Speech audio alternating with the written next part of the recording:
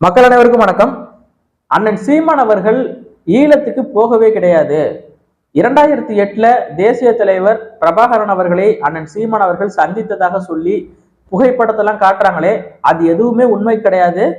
அந்த புகைப்படத்தை நான் தான் எடிட் செய்து கொடுத்தேன் அப்படின்னு ஒரு இயக்குனர் அப்படிங்கிற பேர்ல ஒருத்தர் வந்திருக்கிறாரு, புதுசா வந்திருக்கிறாரு. அவரு பேரை சொல்ல ஒரு மாதிரியா இருக்கு. ஏன்னா சங்ககிரி ராஜகுமார் அப்படின்னு சொல்றாங்க. இது வரைக்கும் நீங்க அப்படி ஒரு டைரக்டரை கேள்விப்பட்டிருக்க மாட்டீங்க. மல்டி டேலண்ட் பர்சன், அதாவது அத்தனை திறமைகளும் தனக்குள்ள இருக்கும். இப்ப ஒரு டைரக்டர் இருக்காரு, இப்ப தமிழ்நாட்டுல ஆக சிறந்த ஒரு படைப்பாளினா அண்ணன் வெற்றிமாறன் சொல்லலாம். அண்ணன் வெற்றிமாறனுக்கு கூட எடிட் பண்ண தெரியாதான், டைரக்ட் பண்ணுவாரு. படத்தை எடுத்து வீடியோ ஃபுட்டேஜை கொடுத்துருவாங்க, எடிட் பண்றதுக்கு தனியா ஆள் இருப்பாங்க. ஆனா இந்த சங்ககிரி ராஜகுமார் இருக்காரு, இவரே படம் எடுப்பாரு, இவரே எடிட் செய்வாரு. அதாவது பாத்துக்கோங்க எப்படி எடிட் பண்ணி கொடுத்துருக்காரு பாருங்க.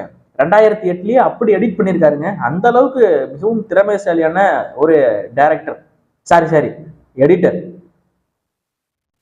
இங்க பாரு, டைரக்டர்னா போய் படம் எடு, இங்க படம் ஓட்டிக்கிட்டு இருக்க கூடாது. நீ சங்ககிரி ராஜகுமார் இல்லை எவன எனக்கு அதெல்லாம் இங்க பிரச்சனை இல்லை. எதுக்கு நீ உள்ள வந்திருக்க? திராவிடர்கள் அவசர தேவைக்காக அழைச்சிருக்கிறாங்க. நம்மளாம் அவசர தேவைக்கு என்னத்தை அழைப்போம்? 108 அழைப்போம். ஏதாவது விபத்து ஆகி போச்சு, பிரச்சனை ஆகி போச்சுன்னா 108 அழைப்போம். ஆனா இந்த திராவிடர்கள் யாரை திரும்ப அழைப்பாங்க? விஜயலட்சுமியும் அழைப்பாங்க. விஜயலட்சுமி இங்க பருப்பு வேகாததுனால புதுசா இப்ப விஜயலட்சுமிக்கு மாற்றாக சங்ககிரி ராஜ்குமார் என்கிற ஆண் வடிவ விஜயலட்சுமியை அழைச்சிட்டு வந்திருக்காங்கிறது தான் நம்மளுடைய இதா இருக்கு.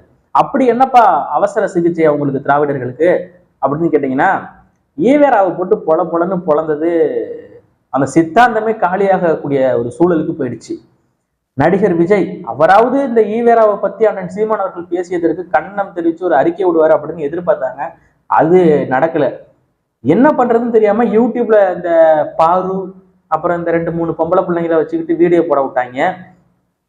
அதை சமாளிக்க முடியல. இங்கிட்டு பெரிய படையை ஏறி அடிச்சுட்டு வருது. இது ஏமாத்திரம் உஃப்னு ஊதி விட்டுட்டு எல்லாம் ஈவேராங்கிற பிம்பத்தையே அடிச்சு நோக்கிட்டு வந்தாங்க. என்ன பண்றதுன்னு தெரியல.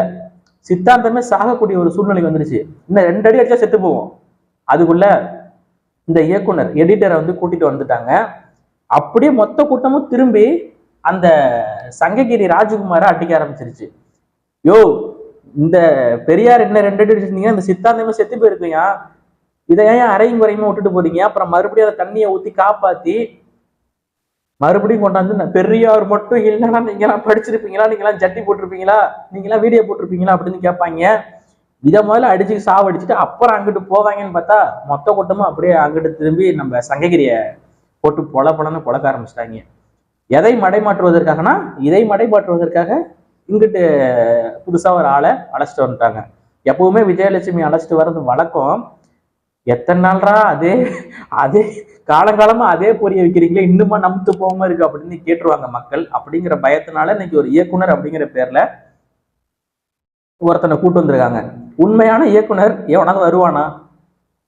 உனக்கு விளம்பரம் தேவை, அந்த இயக்குனருக்கு விளம்பரம் தேவை. இன்னைக்கு கொஞ்சம் பணம் கொடுத்துருக்குறாங்க, அந்த பணத்தை வாங்கிக்கிட்டு வந்திருக்காரு. நீ எடுத்த படம் இனிமேல் ஓடிடும். தமிழ்நாட்டுல அண்ணன் சீமான் அவர்களின் ஆதரவும் தமிழ் தேசியவாதிகளின் ஆதரவும் இல்லாம படத்தை நீ ஓட்டிடுவ. நாங்க ஒண்ணு வன்முறை பண்ணிடுவோம், படத்தை ஓடாம தடுத்துருவோம்லாம் இல்ல. படம் ஓடும், நான் உள்ள ஒருத்தனா இருக்க மாட்டான். நீ இனிமே ஒரு டைரக்டரா வளர்ந்து வர ஆளு. இப்பதான் வெங்காயம்னு ஒரு படம் எடுத்து வச்சிருக்கிற. வெங்காயம் உண்மையாவே வெங்காயம் தாங்க ஒரு படம் எடுத்திருக்கிறாராம். அப்படிப்பட்ட ஒரு ஆளு இப்ப இயக்குனர்னா எவ்வளவு பேர் டைரக்டர்லாம் இருக்காங்க, அவங்களாம் இல்லையா? அவங்களுக்கு தெரியாது, அந்த புடுங்கிக்கு தெரிஞ்சிருச்சு இங்க கருத்து சொல்லிக்கிட்டு இருக்காரு வெங்காயம். உங்களுக்கு போர்க்கால அடிப்படையில இப்ப ஆள் தேவை. என்ன பண்றதுன்னு தெரியாம காசை கொடுத்து அலசொண்டிக்கு. உங்கள்கிட்ட காசு இருக்கு, காசை கொடுத்தா காசை வாங்கிக்கிட்டு கூவக்கூடிய எத்தனையோ தெருநாய்கள் விபச்சாரிகள் எல்லாம் இருக்கிறாங்க. அதனால காசு இருக்கிறதுனால ஆடிக்கிட்டு இருக்கீங்க. காசு இருக்கிறதுனால உங்க சித்தாந்தமும் இன்னும் உயிரோட இருக்கிற மாதிரி காட்டிக்கிட்டு இருக்கீங்க. இப்பதான் பயங்கரமான அடி வாங்கி ஐசியூல அட்மிட் பண்ணிருக்காங்க. எதை? திராவிடம் என்கிற சித்தாந்தத்தையும் பெரியார் என்கிற பிம்பத்தையும் ஐசியூல அட்மிட் பண்ணிருக்காங்க. நீங்க இன்னும் 2 அடி அடிச்சிருக்கலாம். இன்னும் 2 நாள் இந்த ஈவேரா பிம்பத்தை அடிச்சிருந்தா எல்லாம் காலியா இருக்குமையா. ஒட்டுமொத்த கூட்டமும் ஒண்ணு சேர்ந்துருச்சு. சீமான் அவர்களுக்கு ஆதரவாக எல்லாரும் வந்துட்டாங்க. 22ஆம் தேதி அண்ணன் சீமான் அவர்களின் வீட்டை முற்றுகையிட போவதாக அறிவிச்சாங்க. இன்னைக்கு முஸ்லீம் லீக் அவங்கெல்லாம் போயிட்டு சீமான் வீட்டை முற்றுகையிடுவதை தடை செய்ய வேண்டும் அப்படின்னு சொல்லி முஸ்லீம் லீக்கு ஆதரவு கொடுத்துருக்குறாங்க. நீங்க போய் நாம் தமிழர் கட்சியோட அலுவலகத்தை முற்றுகையிடலாம், அது தப்பு கிடையாது. என்ன மைத்துக்கிடா வீட்டுக்கு வரீங்க, கோவம் வருமா வராதா? அது மிகவும் தவறான விஷயம். வீட்டுல பெண்கள் இருப்பாங்க, குழந்தைகள் இருப்பாங்க. அண்ணன் சீமான் இருக்க மாட்டாரு. அண்ணன் சீமான் வெளியில இருப்பாரு. 21ஆம் தேதி கல் இறக்கி விற்பனை செய்யும் போராட்டம் விழுப்புரத்துல அங்க ஒரு நிகழ்ச்சி இருக்கு, அங்க போறதுக்கான வாய்ப்பு இருக்கு. அல்லது ஈரோடு கிழக்கு இடைத்தேர்தலுக்கான பிரச்சாரத்துக்கு போறதுக்கு வாய்ப்பு இருக்கு. அண்ணன் சீமான் அவர்கள் 22ஆம் தேதி வீட்டுல இருக்க மாட்டாரு, 21ஆம் தேதி கிளம்புறாரு வீட்டை விட்டு அப்படிங்கிறது எல்லாருக்குமே தெரிஞ்சிருச்சு. சாட்டை துரைமுருகன் அவரோட காணொலியில சொல்லிட்டாரு, நாங்க 21ஆம் தேதி வெளில போறோம், முடிஞ்சா 20ஆம் தேதி வாங்க அப்படின்னு சொன்னதுக்கு 20ஆம் தேதி வரல. 20ஆம் தேதி முடிஞ்சிருச்சு. நாளைக்கு ஒரு நாள் தான் இருக்கு. நாளான்னைக்கு முற்றுகையிட போறதா சொல்லி இருக்கிறாங்க. சோகம் என்னன்னா முகேஷை எங்களால காப்பாற்ற முடியல. இதுல சோகம் என்னன்னா முகேஷ் எங்களால காப்பாற்ற முடியல அப்படின்னு புகையிலை விளம்பரத்துக்கு வரும். திரையரங்குல படம் பார்க்கும் போதெல்லாம் நீங்க பார்த்துருப்பீங்க. கேன்சர் வந்தும் பாதிக்கப்பட்டுரும், பெரிய பெரிய மருத்துவர்கள் எல்லாரும் சேர்ந்து சிகிச்சை பண்ணுவாங்க. ஆனா கடைசியில முகேஷ் எங்களால காப்பாற்ற முடியல, அவரு செத்துட்டாரு அப்படின்னு சொல்லுவாங்க. அதே நிலைமை இன்னைக்கு உங்கள்கிட்ட காசு இருக்கு அப்படிங்கிறதுனால இந்த சித்தாந்தம், இந்த பெரியார் பிம்பத்தெல்லாம் வச்சுக்கிட்டு ஓட்டிக்கிட்டு இருக்கீங்க. எங்களால காப்பாற்ற முடியல, அவங்க பெரும் படையா திரட்டிட்டாங்க அப்படின்னு வரும். அன்னைக்கு தெரியும். இன்னைக்கு தமிழ் தேசிய இளைஞர்கள் மிகப்பெரிய அளவு விழிப்புணர்வோடு இந்த சாதி மதம், போதை அடிமை இதுக்கெல்லாம் ஆளாகாம தெளிஞ்சு சிந்தனையோடு எழுந்திருச்சு வராங்க. பதறான், எல்லா பயிலும் பதறான். நாம் தமிழர் கட்சியை எதிர்க்காத ஒரே ஒரு கட்சி எந்த கட்சின்னு சொல்லுங்க தமிழ்நாட்டுல? திமுக எதிர்த்துருச்சு, அதிமுக எதிர்த்துருச்சு, பாமக எதிர்த்துருச்சு, தேமுதிக எதிர்த்துருச்சு, விடுதலை சிறுத்தை கட்சி வன்னியரசெல்லாம் வந்து இது மாதிரி கத்துறாரு, அப்படிங்கிற மாதிரி கத்திட்டு கிடக்குறாரு. எல்லாரும் எதிர்க்கிறாங்க. ஏன் எதிர்க்கிறீங்க? ஒரே ஒரு கேள்வி அதுதான், ஏன் எதிர்க்கிறீங்க? 5 வருடம் 10 வருடம் ஆட்சி செய்து இந்த கனிமூல கொள்ளையெல்லாம் திருடிட்டோம். டாஸ்மார்க் திறந்து வச்சு பல பெண்களை தாலி அறுக்கிறதுக்கு காரணமா இருந்து இந்த நாட்டுல இவ்வளவு பெரிய அநீதி நடக்கிறதுக்கு காரணமா நாங்க இருந்துட்டோம். அதனால எதிர்க்கிறீங்களா? இல்ல ஏன் எதிர்க்கிறீங்க? எனக்கு ஒண்ணுமே புரியலையே. மக்களுக்கு எதிரான திட்டங்கள் ஏதாவது கொண்டுட்டு வந்துட்டோமா? சாதியை ஊக்குவிச்சிட்டோமா? மதத்தை ஊக்குவிச்சிட்டோமா? என்ன பண்ணிட்டோம்? ஒண்ணுமே புரியலையே எனக்கு. பயம். தமிழன் ஆட்சி அதிகாரத்துக்கு வந்து விடக்கூடாது, உற்றக்கூடாது. தமிழ்நாட்டை எப்படி தமிழை ஆளலாம், ஆளணுங்கிற சிந்தனை கூட கனவுல கூட உனக்கு வரக்கூடாது. அப்படி வந்ததுன்னா என்ன தெரியுமா நாங்க பண்ணுவோம்? தமிழ்நாட்டை தமிழன் தான் ஆள வேண்டும் என்று நீ வந்து களத்துல நின்று சொன்னீங்கன்னா உன் மேல அவதூற பரப்புவோம். மென்டல் ப்ரெஷர், அதாவது வந்து எப்படின்னா ஒரு தாங்கி கொள்ளவே முடியாத அளவுக்கு ப்ரெஷரை கொடுப்பாங்க. இந்த சூர்யா வந்து இப்ப நான் தான் வந்து சொல்றேன்னு வச்சுக்கோங்களேன், இந்த சூர்யா வந்து அந்த பொம்பளைய வந்து வச்சிருந்தான் அப்படின்னு பொது வெளியில ஒரு பொம்பளையை கூட்டு வந்து பேச விடுவோம். அடுத்து இவன் ஒரு குடிகாரன், இவன் வந்து ஒரு இவன் அவன் இவன்னு சொல்லி அவதூறான நாங்க பரப்புவோம். இப்படி செய்வதன் மூலமாக உளவியல் ரீதியா டிஸ்டர்ப் அடைஞ்சு, எப்பா இது வேணாம்ப்பா, நம்ம பின்னாடி போயிடுவோம்ப்பா, சாமி இவங்க என்ன இந்த அடி அடிக்கிறாங்க அப்படின்னு போயிடுவோம். அப்படின்னு தான் இவங்க நினைச்சுக்கிட்டு இருந்தாங்க. காலங்காலமா இப்படிதான் பண்ணிக்கிட்டு இருக்காங்க. இப்ப அண்ணன் சீமான் அவர்கள் மீதும் இந்த அளவுக்கு அவுத்து விடுறதுக்கான காரணம் இதுதான். எவ்வளவோ நல்ல திட்டங்களை சொல்றோம், அதிகாரத்துக்கே வராத ஒரு கட்சியை பார்த்து இந்த அளவுக்கு எதிர்க்கிறீங்கன்னா ஏன் உங்களுக்கு பயம்?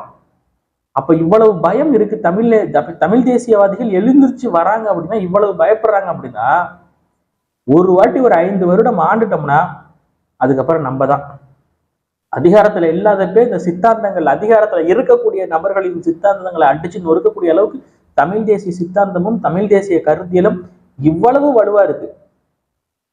அப்ப அதிகாரத்துக்கு வந்துட்டா எல்லாத்தையும் எதிர்க்கலாம். ஆரியம் திராவிடம் சமரசம் இல்லாம எதிர்க்கலாம். மதுக்கடையை மூடு, ஐயோ பல பேர் கை கால் நடுக்க செத்து போயிடுவாங்க, சாவட்டும்டா. குடிச்சு சாவறதுக்கு பதிலா கை கால் நடுக்க வரவன் ஒரே நாள்ல சாவட்டும். ஆனா அப்படிலாம் நடக்காது. கை கால் நடுங்குவதன் மூலமாகவும் எனக்கு சரக்கு கிடைக்கலங்கிறதுனாலயும் எந்த ஒரு உயிரும் போகாது. போகும், எப்படி தெரியுமா போவோம்?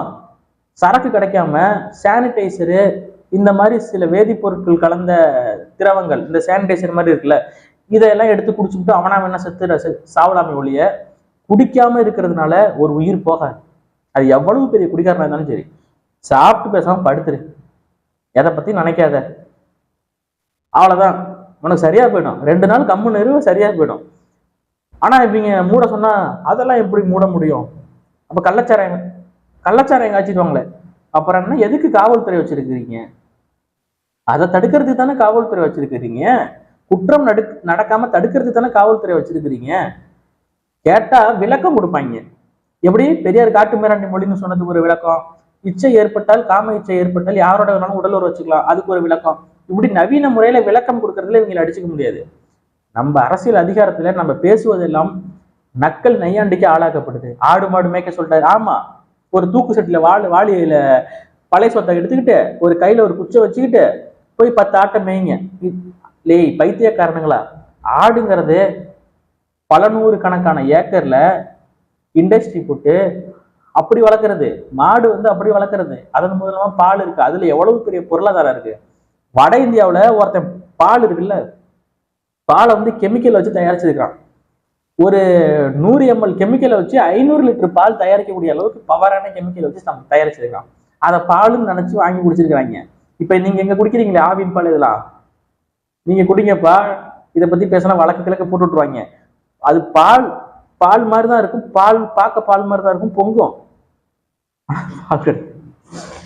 மாடே இல்ல, எங்க இருந்து பால் வந்தது? ஒரே கேள்விதான் கேட்கிறாரு சீமானண்ணன். ஒரே ஒரு கேள்விதான் கேட்கிறாரு, மாடே இல்ல, பால் எங்க இருந்து? இப்ப பாத்தியா, நம்ம எங்க வீடியோவை ஆரம்பிச்சு எங்க முடிக்கிறதுன்னு தெரியாம எங்கேயோ பேசிக்கிட்டு எப்படியோ போயிட்டு இருக்கிறோம். அந்த மாதிரிதான் மக்களே, ஈவேராவை அடிச்சுக்கிட்டு இருந்த நம்ம இன்னைக்கு இந்த சங்ககிரி அடிக்க ஆரம்பிச்சதுனால ஈவேரா இந்த பிம்பம் இந்த கொஞ்சம் உயிரோட இருக்க ஐசியூல சேர்த்து இருக்கிறாங்க. இங்க இன்னும் கொஞ்சம் அடி போட்டீங்கன்னா முடிஞ்சு போயிடும். ஆனா நீ வந்து புகைப்படங்களை பகிர்ந்துகிட்டு இருக்கீங்க. இந்த ஒரு புகைப்படத்தை நீ எடிட் செஞ்சு கொடுத்த, அப்ப இந்த புகைப்படம் யாரு எடிட் செஞ்சா அப்படின்னு கேட்குறாங்க. பல புகைப்படங்களை வெளியிட்டு இருக்கிறாங்க. அதனால பல திராவிட பெரியாரிஸ்டுகள்லாம் இப்ப தலையில துட்டை போட்டு உட்காந்துருக்காங்க, என்ன பண்ணி நம்மளால ஒண்ணுமே பண்ண முடியல அப்படின்னு சொல்லி. அப்ப நம்ம என்ன பண்ணுறோம்னா, புகைப்படங்களை பகிர்வதை விட்டுவிட்டு மீண்டும் இந்த ஈவேரா என்கிற நபரை அடிங்க. அதை அடிச்சு காலி பண்ணிட்டோம்னா இனிமே வந்து இந்த பெரியார் மட்டும் இல்லைன்னா அந்த பேச்செல்லாம் எதுவுமே வராது. இந்த தலைமுறையோடு அந்த தேவையில்லாத சொற்களை எல்லாம் நம்ம காதுல வாங்கிக்கிட்டு இருந்தோம் இல்லையா, அடுத்த தலைமுறைக்கு அதை நம்ம வந்து கடத்தக்கூடாது. நம்ம தலையெடுத்து இந்த கண்ட ஆளுங்களாம் வந்து பெரியார் மட்டும் இல்லைன்னா நீ எல்லாம் வீடியோ போட்டிருக்க முடியுமா அப்படின்லாம் கேட்குறாங்க. இதே நிலைமை நாளை உங்கள் பிள்ளைகளுக்கும் வர வேண்டுமா? சொல்லுங்க. வரக்கூடாதுன்னா இந்த சித்தாந்தத்தை அடிச்சு நொறுக்கிறது தான் நம்ம முதன்மையான வேலையா இருக்கணும். சித்தாந்தத்தை நொறுக்கிட்டா அப்புறம் அவன் என்னத்தை சொல்லி அரசியல் பண்ணுவான்? வர்றவன் இப்ப புதுசா கட்சி ஆரம்பிக்கிற விஜய் பெரியாருங்கிறார். இதுக்கப்புறம் ஒரு நடிகர் வந்தா பெரியாருங்கிற பேர் எடுக்க முடியுமா? முடியாது.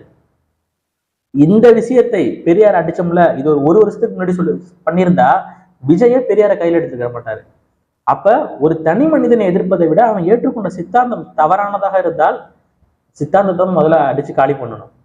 அப்ப ஆட்டோமேட்டிக்கா எல்லாம் காலி ஆயிடும். மீண்டும் ஒரு காணொலியில் சந்திப்போம். லைக் பண்ணாத உறவுகள் லைக் பண்ணிக்கோங்க, சப்ஸ்கிரைப் பண்ணாத உறவுகள் சப்ஸ்கிரைப் பண்ணிக்கோங்க. பெரியார் மட்டும் இல்லைன்னா உனக்கெல்லாம் சப்ஸ்கிரைப் கிடைக்குமா அப்படின்னு கூட கேட்பாங்க.